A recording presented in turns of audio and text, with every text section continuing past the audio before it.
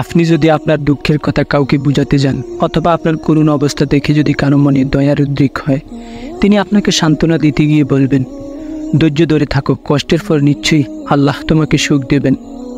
তবে এমন নিদারুণ দুঃখ কষ্ট নিয়ে যদি আপনি কোরআনের কাছে যান, কোরআন কিন্তু কখনই বলবে না যে কষ্টের পরে সুখ আসবে, বরং কোরআন আপনাকে বলবে নিশ্চয়ই কষ্টের সাথেই রয়েছে স্বস্তি। কষ্টের সাথে স্বস্তি কিভাবে থাকতে পারে, আসলে ব্যাপারটা আমি বোঝার চেষ্টা করলাম। ধরা যাক একজন লোকের ঘরে কোনো খাবার নেই, ক্ষুধায় অনাহারে সকলে ক্লান্ত, চরম দুঃখ কষ্টে কাটছে তাদের দিন। এমত অবস্থায় তার জন্য স্বস্তি কোথায়? মজার ব্যাপার হচ্ছে, স্বস্তি বা সুখ যাই বলি না কেন, সেটাকে আমরা সংজ্ঞায়িত করেছি টাকা পয়সা, ধন সম্পদ আর সচ্ছলতা দিয়ে। এসবের অনুপস্থিতিকে আমরা বুঝি দারিদ্র্য আর দুঃখ কষ্ট হিসেবে। সুখকে এভাবে বুঝতে গিয়ে মাঝখান থেকে আমরা যে সত্যিকার জিনিসটাকে ফাঁস কেটে যাই, সেটা হলো অন্তরের প্রশান্তি। খুবই দুঃখ আর দারিদ্র্যের মধ্যে বাস করেও, নিদারুণ দুঃখ দুর্দশার ভিতর দিয়ে গেলেও একজন মানুষের অন্তরে প্রশান্তি থাকতে পারে। আবার দুনিয়া সেরা ধনী ব্যক্তি হয়েও, দুনিয়া জোড়া নাম ডাক থাকা সত্ত্বেও একজন ব্যক্তির অন্তর সর্বদা বিক্ষিপ্ত আর বিষণ্ণ থাকতে পারে।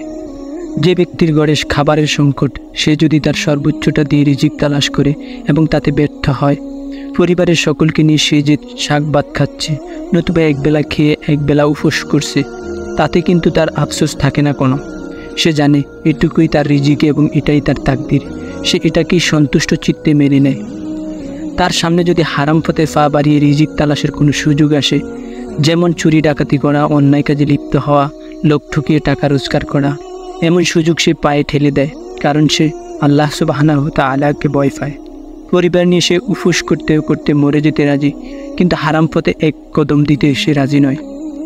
নিদারুণ দুঃখ কষ্ট সত্ত্বেও তাকওয়ায় টইটুম্বুর অন্তর নিয়ে যখন সে সালাতে দাঁড়ায়, দুনিয়ার সকল দাতার দিক থেকে মুখ ফিরিয়ে যখন সে চোখের পানি ফেলে কেবল সর্বশ্রেষ্ঠ দাতা আর রাজ্জাকের দিকে মুখ ফিরায়, তখন তার ক্ষুধার কষ্ট, সংসারে গানি টানাবার ক্লান্তি, সমস্ত কিছুকে তার সাময়িক পরীক্ষা মনে হয় এবং সে জানে এর উত্তম প্রতিদান তার জন্য অপেক্ষা করে আছে।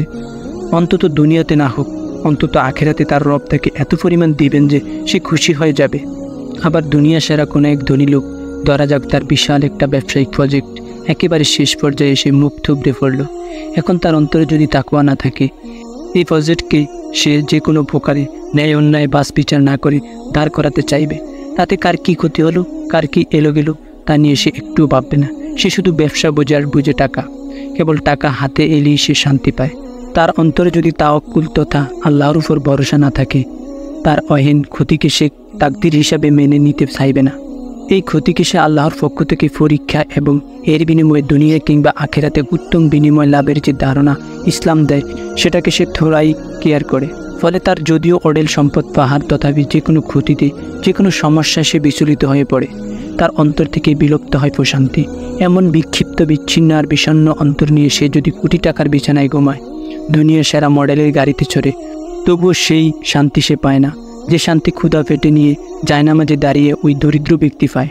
কষ্টের সাথে তখনই স্বস্তি থাকে যখন অন্তরে তাকওয়া আর তাওয়াক্কুলের জোয়ার আসে।